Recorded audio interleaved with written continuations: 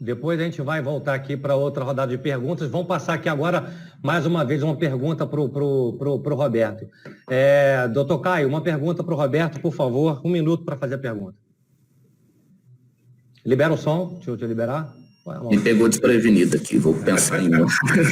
Quer que eu passe para outra pessoa? Você vai manda lá. Alexandre, quer dizer o seguinte, eu admiro a tecnologia e sei da capacidade técnica do Odirley, sei da capacidade técnica do Roberto. Quanto a isso, eu conseguindo e ratifico todas as oportunidades, o meu respeito e admiração.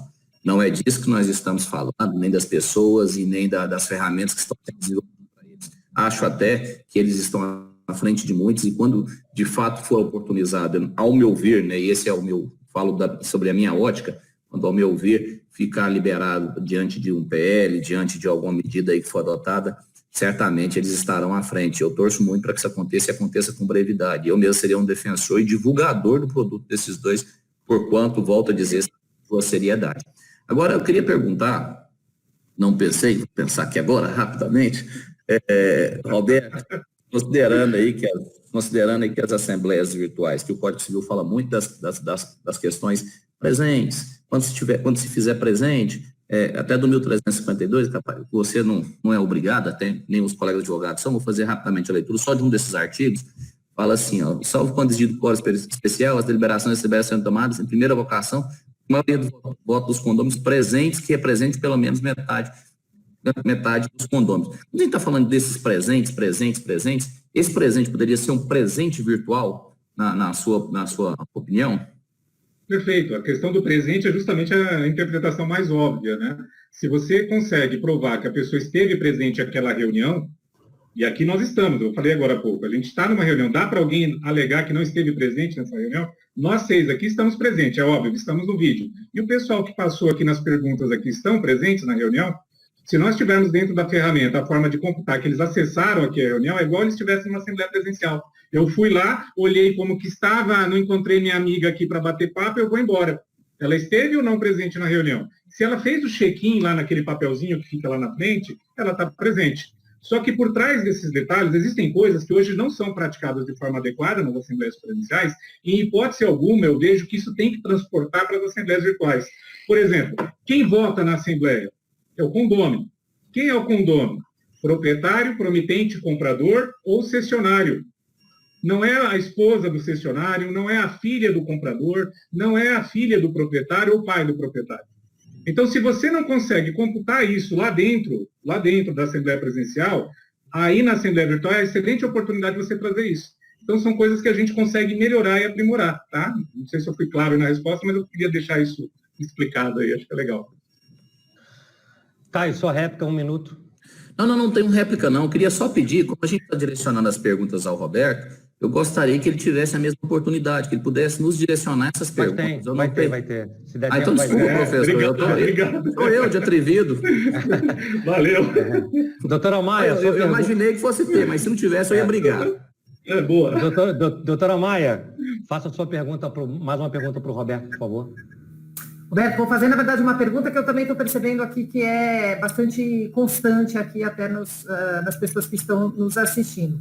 A questão muito do procurador, né? Você tem a questão da procuração como instrumento físico. No caso de eu não poder comparecer, eu quero dar essa procuração a uma pessoa para me representar.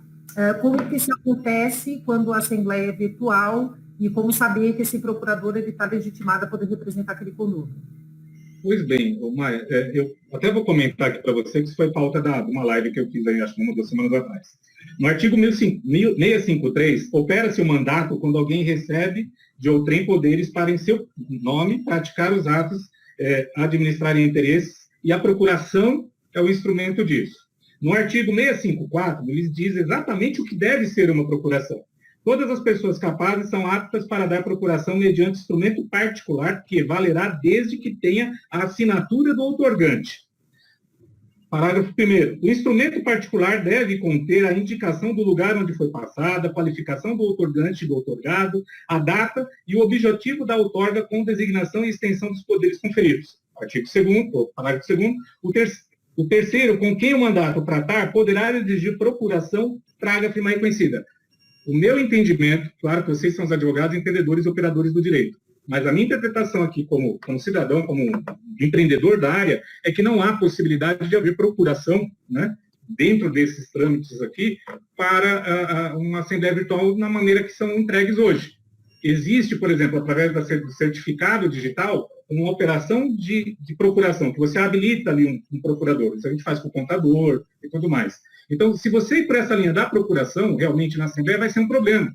Tem como resolver? Sim, tem. De que forma? Depende do perfil do condomínio, depende de alguns outros fatores na convenção e tudo mais. Porque se você fazer, por exemplo, uma Assembleia híbrida, você pode trazer as procurações na abertura da Assembleia. Ah, mas a pessoa tinha a expectativa que iria conseguir participar no meio virtual, no canal virtual. Não conseguiu. Então, no encerramento, ela pode trazer lá e ali praticar o seu voto em nome de um terceiro, né? Em nome de quem emitiu a procuração para ele. Percebe assim? Não dá para vender uma ferramenta pronta, não dá para entregar um software, né? E ratifico aqui, eu não vendo software. O software dentro da nossa operação na Inteligente ADM é gratuito. O que a gente cobra é o serviço de assessoria para poder auxiliar o condomínio a não fazer besteira. E se ele ainda quiser um parecer jurídico para que ele possa ter lá a segurança de que a assembleia que ele está fazendo está dentro dos limites da lei, ele pode ter. Então, a assembleia virtual, digital, a assembleia via web, que é o que eu gosto de falar, porque é via rede, não importa o tipo, né, de rede, que o virtual gera aí uma dúvida da segurança, a questão é, você tem que levar tudo aquilo que tem hoje na assembleia presencial melhorado para o ambiente virtual. Se você não conseguir levar isso, você está incorrendo em risco e levar o condomínio a um prejuízo, e aí, como o doutor Caio falou no início, quem paga esse prejuízo? E eu não quero pagar, e na minha empresa eu não pretendo errar a este ponto. Por isso eu não me preocupo com a venda, eu me preocupo antes em entregar informação gratuita, que é o que a gente está fazendo hoje aqui no mercado. Ok. Vamos acrescentar, doutora Maia, 1 minuto. Não, só, Alexandre, acrescentando aqui o que o Roberto fala, essa questão até dizer como a gente resolve, e eu dou muito exemplo da multipropriedade, porque a multipropriedade já está enfrentando essa realidade, né, na prática, então é muito importante trazer os exemplos dela, né, porque isso pode vir a influenciar nos condomínios. O que a gente faz nas procurações, tá, só para mostrar como é o nosso exemplo, é o seguinte, a gente pré-cadastra esse procurador. Então, por exemplo, eu não posso ouvir, eu vou ser representada pelo Caio. Essa procuração, por uma questão de segurança, a gente ainda pede na via física. Essa procuração chegando, a gente cadastra para o Caio um login e uma senha. Tá? Isso pelo menos nos que nós estamos usando. Então, esse login e essa senha, eles são provisórios, porque eles estão vinculados àquela procuração. Se você cancelar, você pode cancelar qualquer tempo o login e a senha de Caio e cai na mesma hora. Então, assim, a gente ainda, óbvio, não pôde, né, se desfazer completamente do meio físico, até porque é interessante você ter. Quem sabe um dia a gente chega numa procuração 100% online com assinatura digital, que é o exemplo que existe nos Estados Unidos, né? Isso é absolutamente normal lá. Aqui também tem. Por uma questão de segurança, a gente ainda pede a via física, pré-cadastra, e aí o procurador está livre para poder... Doutora Maia, aproveitando a doutora, responda pelos 15, 20 segundos a pergunta do Fernando Maia. Como se registra a reunião da Assembleia, no caso a ata? Nós já temos diversos casos de registro de assembleias de multipropriedade. É o que eu falei, pelo menos os cartórios, eu estou falando pelo menos nos principais estados, tá? São Paulo, Rio de Janeiro, Bahia, Goiás, nós temos um caso só, e alguns estados do Nordeste, que é onde a gente tem a maior predominância de empreendimentos em multipropriedade. O que geralmente eles exigem, tá? É o quê? É essa ata ela não vai ter uma assinatura física por caneta, tá? Mas ela tem que ter exatamente, olha, os itens foram abertos, a votação foi aberta essa hora, encerrou essa hora, e os votos e os logins do lado. O login é como se fosse, vamos dizer assim, a lista de presença dessa ata, tá bom? Junto com o edital, lembre-se do que eu falei, o edital tem que ser muito bem especificado de como essa pessoa tem acesso a essa tecnologia, e ela é registrada absolutamente de uma forma normal. No caso de assembleias híbridas, aí você tem efetivamente a presença física. E só complementando uma coisa que o Roberto falou, a multipropriedade também tem assembleias transitórias, né, assembleias mambembes, né, que eu não gosto desse nome. Eu lembro disso. Mas são também assembleias interessantes, não só para condomínios residenciais de férias, por exemplo, instâncias turísticas, em que as pessoas moram muito fora dali, as pessoas só têm aquele apartamento para usufruir um veraneio. Se tem casos de assembleias que se iniciaram no lugar, se encerraram no outro, ou seja, as assembleias já estão saindo um pouco do quadrado para elas poderem se adaptar às novas realidades. Tem uma pergunta bem polêmica aqui para o Roberto. Roberto, está na tela para você. Margarete Costa. Senhor Roberto, como o senhor disse, não existe um programa perfeito. Então, o senhor oferece um serviço precário? Rapidinho respondendo. Essa pergunta é ofensiva, né? Porque como ela aponta que o serviço é precário? Não pode ser precário. Porque se for precário, eu prefiro nem fazer. Né? Eu nem atendo o cliente ou o condomínio. E o que mais tem gente é querendo fazer gambiarra dentro da administração dos condomínios. Então, o que a gente oferece é um software flexível o suficiente, testado por uma década, desde 2009, 15 de dezembro de 2009 foi quando a gente registrou o sistema já no mercado, disponibilizou isso para os nossos clientes. A gente oferece esse sistema já testado, já aprovado, com a flexibilidade suficiente para se aplicar em qualquer condomínio.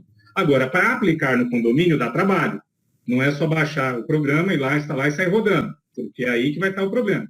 Tem que ter um serviço de assessoria para preparar isso, para que aí, depois de preparado, o condomínio siga de uma maneira sem custo. Por exemplo, os clientes da Inteligente ADM não pagam pelas assembleias depois que elas têm as assembleias implantadas. Não há mais custo. Configurou, basta colocar a pauta e seguir o procedimento. O que ele vai ter, se necessário, é uma assessoria administrativa, um secretário, uma secretária lá, e a gente nunca dispensa o apoio da assessoria jurídica. Porque isso que vocês fazem, né, a assessoria jurídica dos advogados aqui, ela é importantíssima para que dê a segurança legal, para que o condomínio não faça besteira. Então, o serviço que a gente oferece é nessa linha. Ok. Doutor Miguel Zain, sua pergunta, por favor. Eu primeiro até gostaria de agradecer o Roberto aí, porque no final ele reconheceu que a assessoria jurídica é importante para que o condomínio não faça besteira. Olha as palavras dele, né? Eu ia até fazer uma colocação, uma pergunta do que ele falou aqui, que os presidentes de comissões acharam razões para desqualificar a Assembleia Virtual, mas ele, diante dessa confissão explícita dele aí, eu quero até bater palma. Nós, advogados, nós vendemos...